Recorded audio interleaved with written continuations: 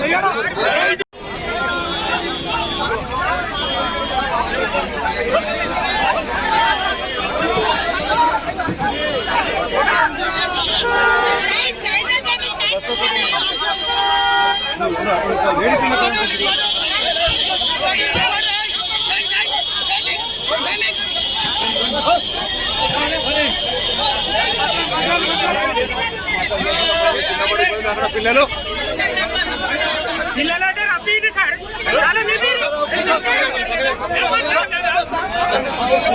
పెద్దైనా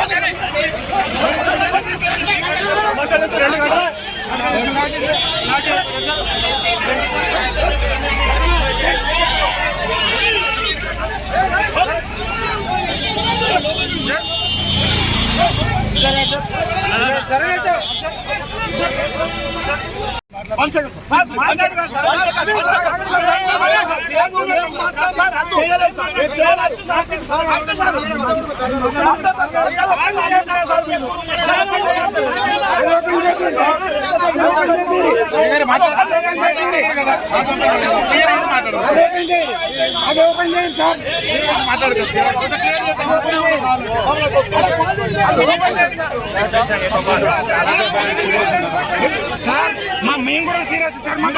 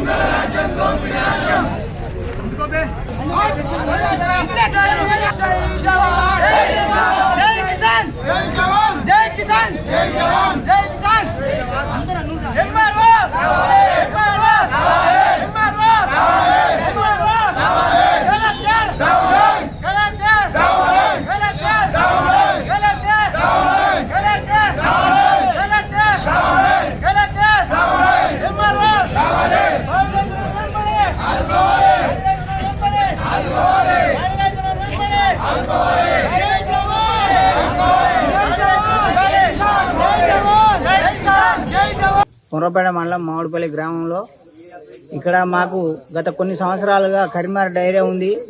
జీవనోపాధిగా ఒక 100 మంది రైతులు రోజుకు 150 లీటర్ల పాలు అమ్ముకుంటారు.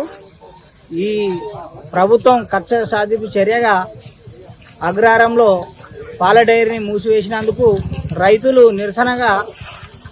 నిరసన తెలుపుతున్నాము. ప్రతి ఒక్క రైతు రోజుకు 50 రూపాయలు 100 రూపాయలు జీవనోపాధిగా సంపాదించుకునేవాడు ఈరోజు బంద్ చేసినందుకు రైతులందరూ తెరిపించాలని డిమాండ్ చేస్తున్నాం.